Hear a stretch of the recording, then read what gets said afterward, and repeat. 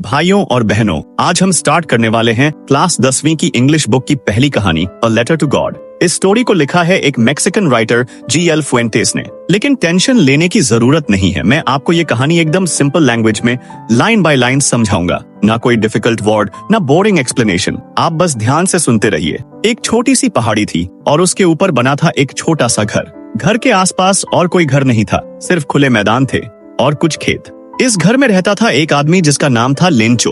Lencho एक सीधा साधा इंसान होता है, उसका जीवन बहुत सिंपल होता है, लेकिन उसमें एक चीज खास थी, उसका भरोसा।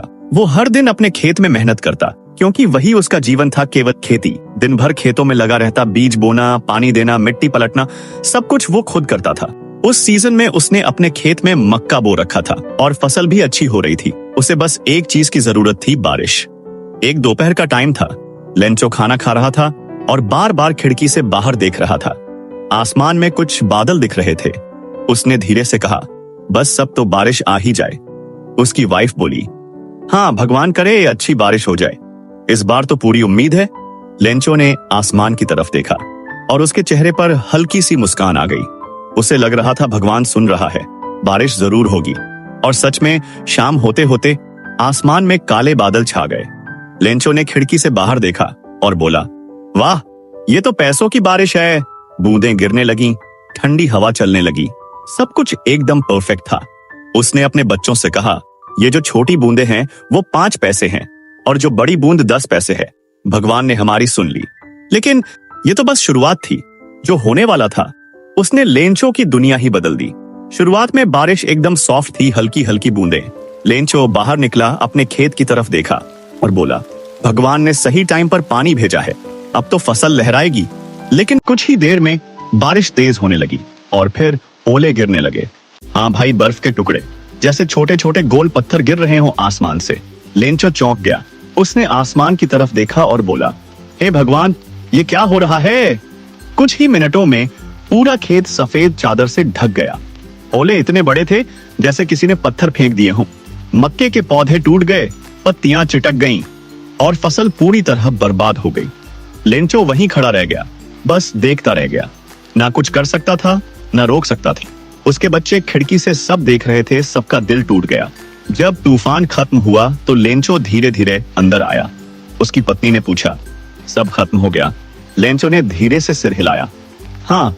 फिर बोला, अब इस साल खाने के लिए कुछ नहीं बचा, ना हमारे लिए ना जानवरों के लिए।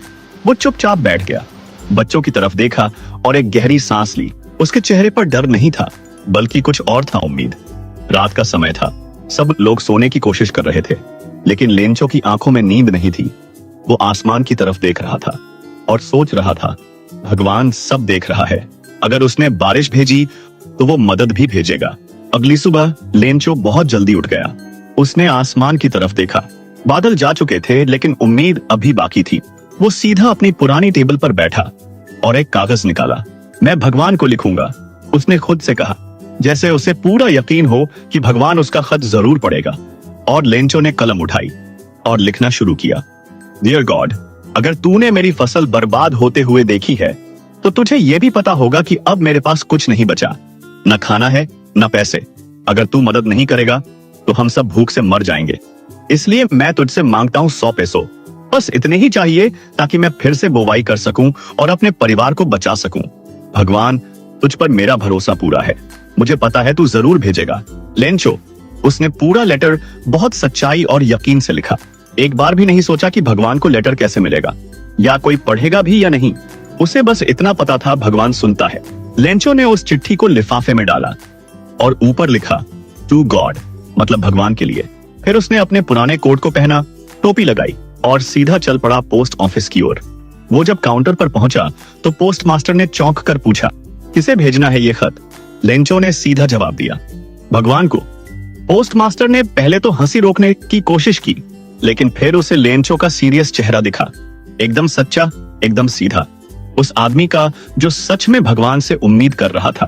पोस्ट मास्टर ने खत को हाथ में लिया और धीरे से मुस्कुराया। ऐसे भरोसे वाले आदमी तो बहुत कम होते हैं। पोस्ट मास्टर ने लेंचो का खत फिर से पढ़ा। डियर गॉड, मुझे 100 पैसों चाहिए। उसने चुपचाप सिर हिलाया।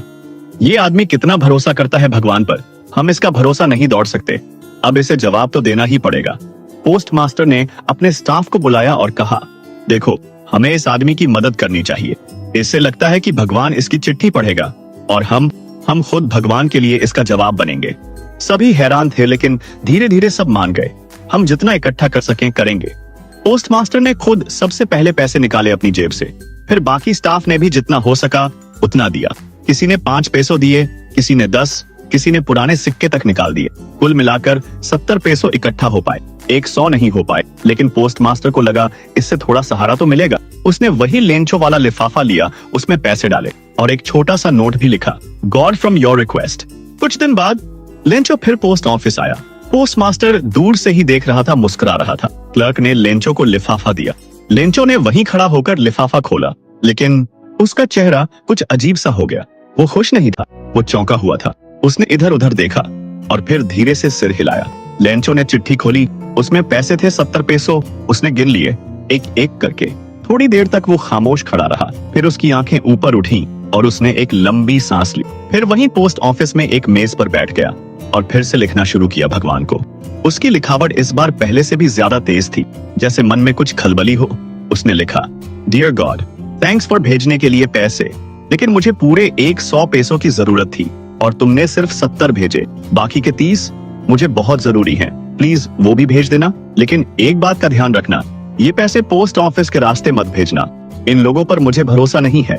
लगता है इन्हीं में से किसी ने पैसे चुरा लिए हैं। तेरा ही लेंचो। उसने खत को लिफाफे में डाला, फिर एकदम पहले जैसे कॉन्फिडेंस के साथ काउंटर पर गया और कहा, ये फिर से भेज दो भगवान के लिए। अब पोस्ट मास्टर और बाकी सब बस उसे देखते रह गए। कुछ हंसे, कुछ चौंके, लेकिन सबके दिल में एक ही बात थी, क्या भरोसा था इस आदमी का। और यही थी हमारी कहानी, अ लेटर टू गॉड। एक सीधा साधा इंसान जिसका भरोसा इतना पक्का था कि भगवान से मांगने में उसे कभी झिझक नहीं हुई। लेकिन आयरनी देखो, जिसने उसकी मदद की उसी पर शक कर बैठा। लेकिन यही तो कहानी की खूबसूरती है।